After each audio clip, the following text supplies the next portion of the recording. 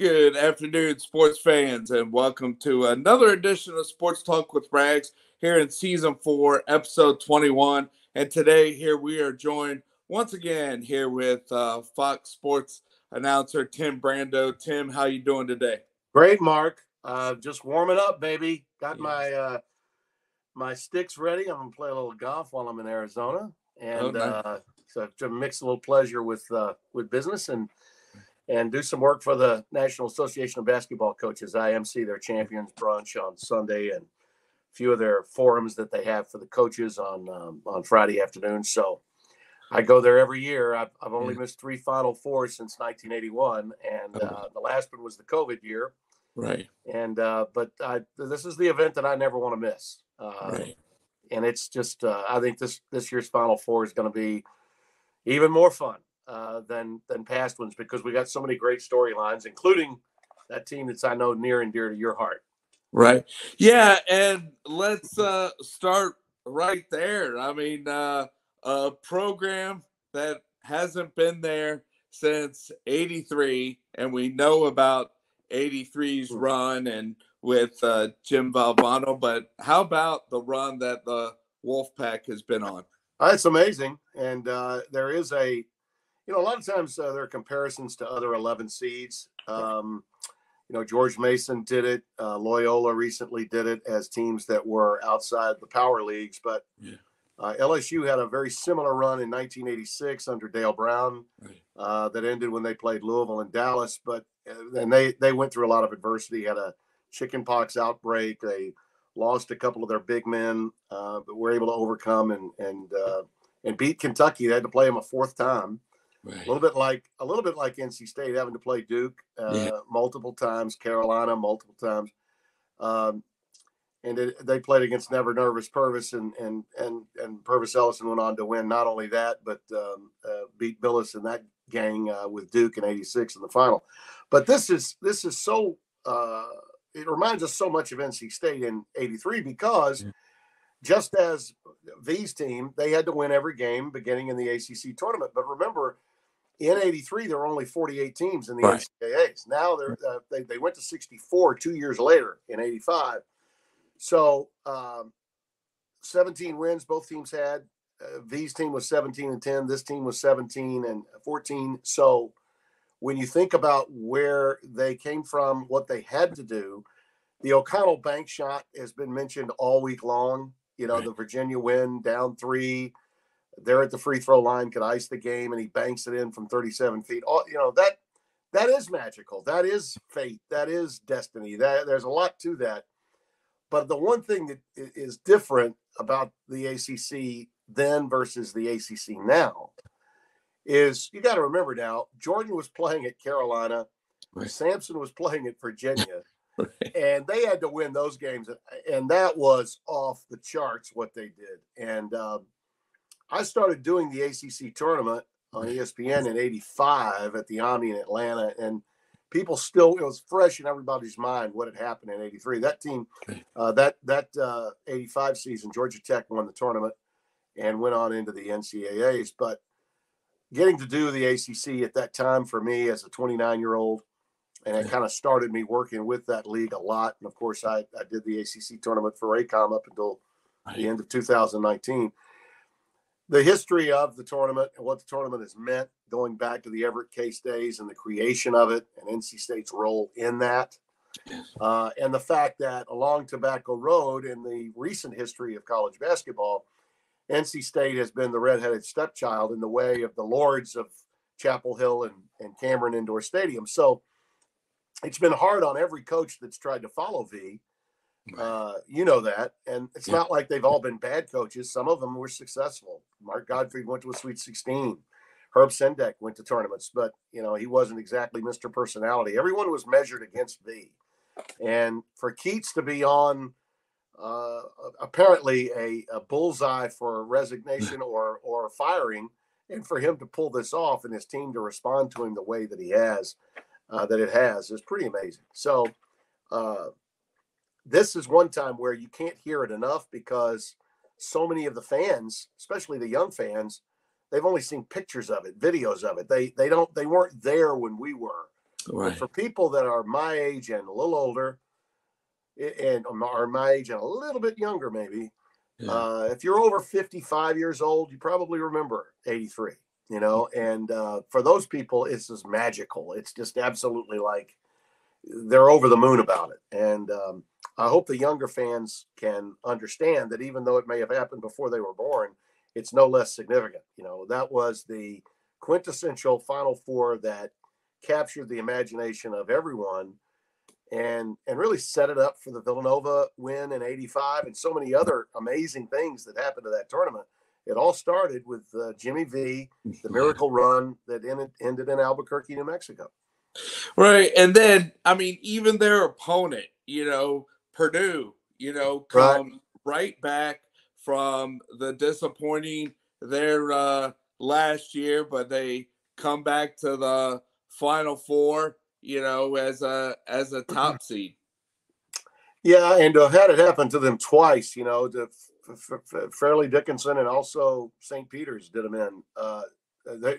There were three disasters for the year that St. Peter's got to the Elite Eight, and Purdue was one of them too. And that they've not been since 1980. I mean, it was a time in which when you think about Purdue and the great teams that they had, I mean, Gene Cady won 11 Big Ten titles, is in the Naismith Hall of Fame, never went to a Final Four. Right. And Matt Painter, I think, along with maybe Sean Miller, who's now back at Xavier for a second time, Jamie Dixon, who's at TCU, got really close at Pitt several times. Those are probably the three biggest names going into this season that had not been to a Final Four yet as a head coach. All three amazing coaches. Mm-hmm. I think Painter, it was get there or bust this year. Right. It was like relief when they finally won that game against Tennessee. And I think now, because they're there, they've made it. Yeah. They can take a deep breath and say, all right, let's go have fun now. I don't see Purdue being tight. Right. I think they're going to play with a level of enthusiasm, unbridled enthusiasm, because they're finally there, and they're supposed to be. It's like we finally got to where we're supposed to be. So now go and enjoy it. I think that's going to be the thing that's interesting about this game, is that when you go to the Final Four stage, it's such a bigger stage than the Sweet 16 and the Elite Eight. It's like, who handles it best? It would be easy to say NC State's got nothing to lose, and they don't. Right. But Purdue doesn't either. I mean, they got there. They've reached their summit. So how will they respond too? I think it's going to be a lot of fun. It's just going to be interesting to see who tightens up, if anybody. It might be a great game where both teams get everything they want to get accomplished, and maybe we'll have a wire game. I sure hope so, because the tournament has been so good to this point. It would be anticlimactic if we had a pair of blowouts on Saturday. Yeah, and then even the nightcap. I mean, I'll start with the top seed UConn. I mean, Danny Hurley, great player, went to Seton Hall, but people talked about his brother. People talked about his dad's program. Mm-hmm. But boy, what a run Danny Hurley has been on since he's taken over as UConn's head coach. Mark, I did a half dozen of their games this year in the Big East on Fox and FS1, and I saw them at different times in the year when Donovan Clingan was hurt and couldn't play for 5 games. I had them when Alex Caravan got a high ankle sprain against Providence in a rock fight at home, and then 2 days later had to play Patino when St. John's was really gathering some momentum in late January, and people were saying that in New York that was going to be the biggest home game of the regular season in Madison Square Garden in over 2 decades. And they had the lead at halftime in that game. And Alex Caravan, from that high ankle sprain 2 days earlier, couldn't play. He's their best outside shooter, best pure shooter they've got. Didn't matter. They were down 7 at halftime. Stephon Castle, a freshman of the year and a future lottery pick, he comes out and just nails shots. And Cam Spencer nails shots. And Tristan Newton was struggling a little bit, no problem. Hassan Diarra comes in, nails shots. They have 10, 11 guys that they can use. I mean, people like Jalen Stewart, the freshman from Seattle, is He's a great player. He'd probably be starting for most teams, and he probably averaged 8 minutes this year. The kid Ruglu from Greece is a fantastic player from Europe that probably could be making money right now playing at the professional level, and he barely saw any playing time, and he's a freshman. So they're loaded, and the issue for Alabama in this game is going to be, can you continue to score with them? Because Alabama's going to want to get up and down the floor, and that's fine. Connecticut's great with that. They enjoy playing fast. But you better not miss layups. You better make them all because they'll make you pay. Connecticut will make you pay if you're not making shots with them. The one guy that I think could cause problems for Connecticut is Mark Sears, their point guard, because he's built a little bit like a smaller version of Jalen Brunson. He's thick, strong. He can take the ball into the paint, and he's strong with the ball. And he can get into some places that other guards can't. Tristan Newton, who is borderline player of the year candidate, I thought, in the Big East. The kid from Providence did win the POY, but it could have very easily been Newton. He's a converted combo two guard that they brought in from East Carolina that has really become the leader of that team. But he's taller than Sears, and I think Sears could give him some issues because of his ability to get underneath it, both offensively and defensively.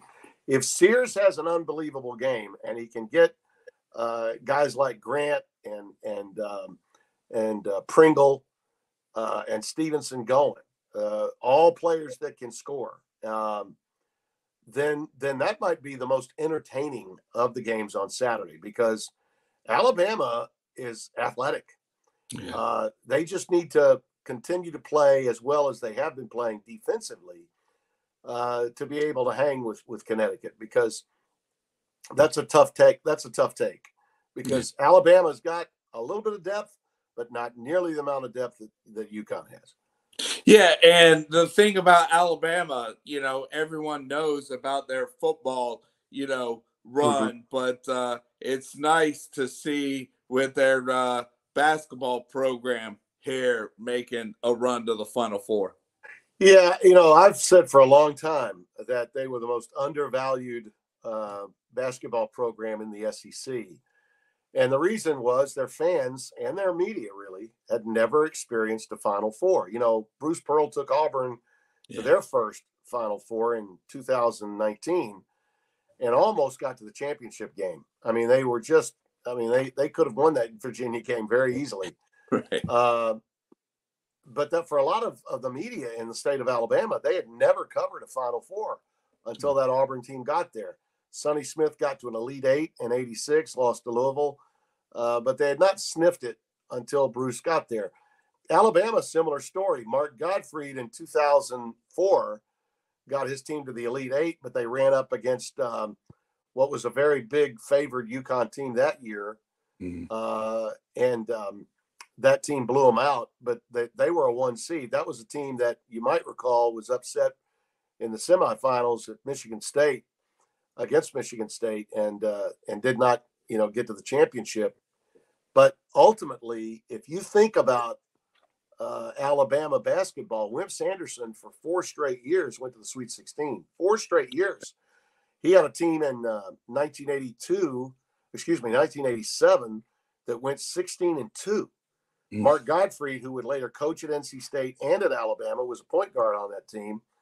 Had Jimmy Farmer, Derek McKee, big time players, guys like big game Bob Orry, great players, Latrell Sprewell. Yeah. I mean, I'm talking big time talent. Right. They could, and 4 straight years they go to the Sweet 16, and that's wonderful. But Sweet 16s aren't memorable like Final Fours are memorable. Right. And for the first time, I mean, this team will be getting together 20 years from now, celebrating Alabama's first ever Final Four. There are certain things that happen when you crack that nut and you finally get the final step to the Final Four. And this is going to heighten basketball's importance in that state, which has been overdue for happening, because they've had great teams that were very competitive and won a lot of conference championships, but never got to the promised land. Yes, and what a time here for sport fans. You have men and women's basketball Final Four. You have Major League Baseball here in their first week, Mm-hmm. and then next week down in Augusta. Yeah. Did you notice what I had on here? You noticed Yeah, that? Yeah. but Yeah, it what is a great time. It is a great time in sports, and I still believe that the Saturday semifinals is the greatest day of college sports that we have in our country. I've gone to several college football championships. They don't match up to the Final Four. The semifinal Saturday with 4 sets of fans. Right. And yeah, I know a lot of basketball purists wish it was in something other than a dome stadium, but the event became too big. The event needs to be in a dome stadium because that many people want to go. They want to be a part of it. And, people say, wow, but you really can't see much. Well, you got a huge gondola with a big, you want to be in the building. Right. We live in a culture now where fans want to say, I was there, and even though your seat may not be the best, mine's pretty good, but Right. your seat may not be the best. You're still able to say, I was there. And that's what made the event so fantastic. And I remember in '82, I was a Cub reporter in New Orleans, 26 years old. Right. And it was the first big time domed stadium Final Four since they had one maybe 7-8 years earlier in Houston at the Astrodome. And not many people paid attention to the Final Four back then. In '82, after Larry and Magic had played in '79, and then the '80 Final Four with the Doctors of Dunk, and the '81 with the Philadelphia, Indiana, Sampson versus Carolina with Worthy, and Dale Brown had that 31-win team that lost to Indiana.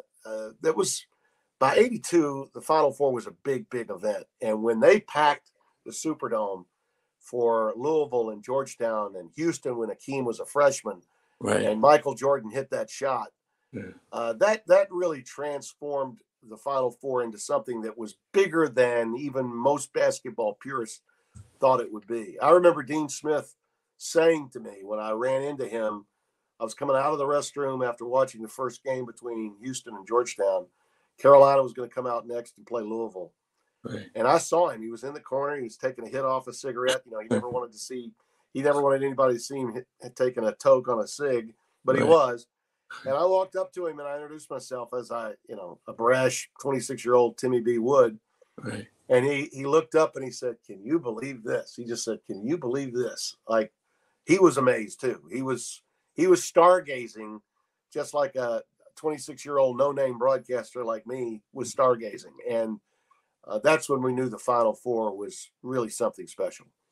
Yeah, the one Final Four that I went to, 2008 at Ford Field, North Carolina, Villanova, Michigan State, and Connecticut. And I thought at first going to Ford Field, but you're right. I mean, being there, taking it in Saturday, then getting down there championship Monday. I mean, what an atmosphere and what a weekend it is to be there in person. No doubt about it. No doubt about it.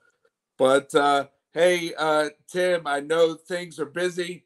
I appreciate you coming on here to talk here about some Final Four insight and enjoy the games. And with you emceeing there at the NABC. And thanks again for coming back on.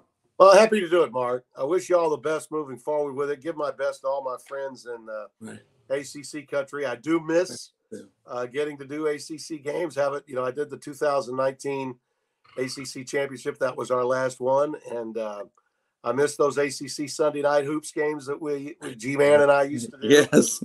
And Disco Dan Bonner, the tall Virginians. So, but I have great memories of that time spent along Tobacco Road. Thanks for having me. Sure thing. And it should be a great weekend of hoops and safe travels. And thanks again. You bet, Mark. All right. See you.